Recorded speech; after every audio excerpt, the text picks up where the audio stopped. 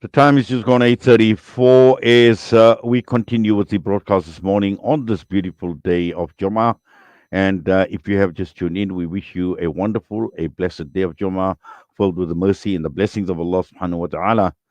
And the Jummahs have been here very, very difficult for the people in Palestine, particularly at Masjid al-Aqsa. And we've seen it over the years of this brutal Zionist occupation. What has happened a lot, even on this day of Jummah. The month of Ramadan will be approaching as well. And year after year, we embrace Aqsa Week. And one of the purposes for this is to keep us inspired towards Masjid al Aqsa, to unite us, to reflect what the Palestinian brothers and sisters are going through, what they have gone through in their efforts to protect Masjid al Aqsa, its honor, its dignity, at a huge cost to themselves. And this is what we are doing this week, being Aqsa Week, to embrace the essence of this week. And we've been talking to a number of people. And Alhamdulillah, this morning, once again, we've got school teacher and we've got Hafiz Sadek Saeed, who is with us this morning. Hafiz Sadek, Assalamu alaikum wa rahmatullahi wa barakatuh. Jummah Mubarak to you. Jazakallah for your time. Wa alaikum assalam wa rahmatullahi wa barakatuh. To Brother Inayat Wadi and to all your listeners on Salam Media. Yes, Aqsa Week is an important week, and it's not only limited to this week. The struggle and the liberation of Masjid al Aqsa is should be a daily concern for us, Hafiz Sadiq, because for very, very long, for years and years and years, we've seen the occupation of Masjid al Aqsa, what it meant for the people of Palestine, and also what it means for us as a Muslim Ummah. Brother Inayat Wadi, you are absolutely correct. Besides the oppression and the occupation of Palestine, Masjid al-Aqsa is our masjid.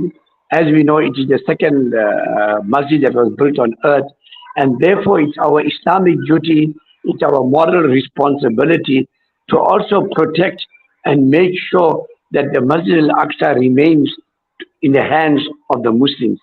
And to this end, week like Al-Aqsa Week is very, very important to highlight it. Because as you know, with all the different influences, we can tend to forget. And the younger generation that are growing up, they need to take this baton forward for the protection of Masjid al-Aqsa and for the freedom of liberty and for the freedom of Palestine. Very interesting that you speak about young people, and we've seen in recent times, Hafiz Sadiq, a lot of effort actually being put in, and you being a school teacher, you being a religious teacher, and I'm sure this is a very strong message that you even impart to your learners and to your students with regard to Masjid al-Aqsa, the love for Masjid al-Aqsa, to inculcate that love and to embrace the importance of Masjid al-Aqsa and why it needs to be protected. And as you mentioned, also it needs to be in the hands of the Muslims.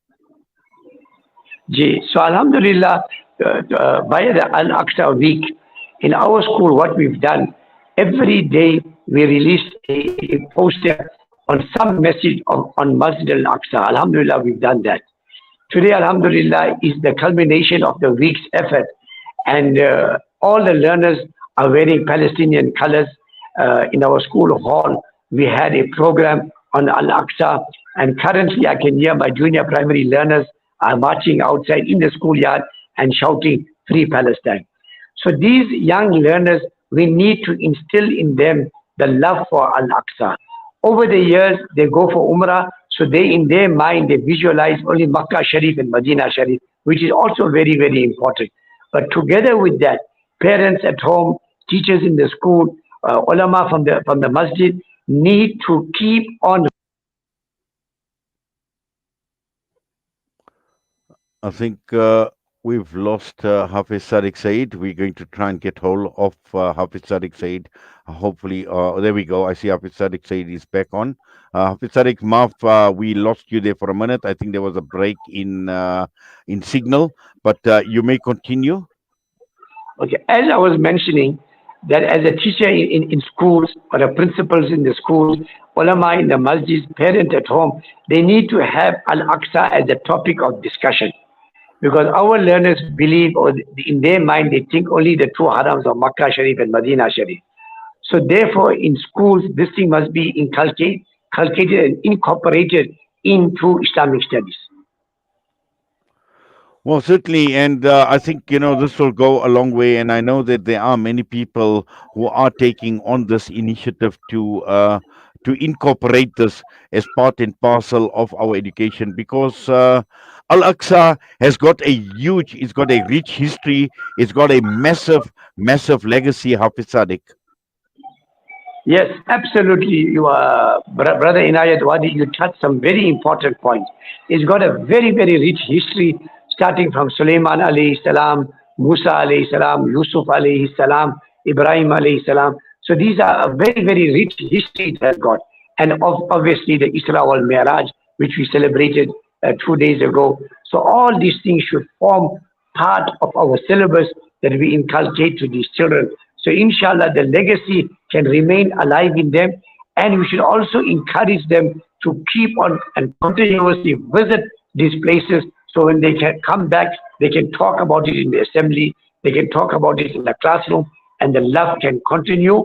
And the protection of the Masjid al-Aqsa is not only an Islamic duty, it's also a fundamental duty on every Muslim to make sure Al-Aqsa is protected. Our brothers in Jerusalem are protecting it physically. We can at least protect it in our du'as, financially, and things like that.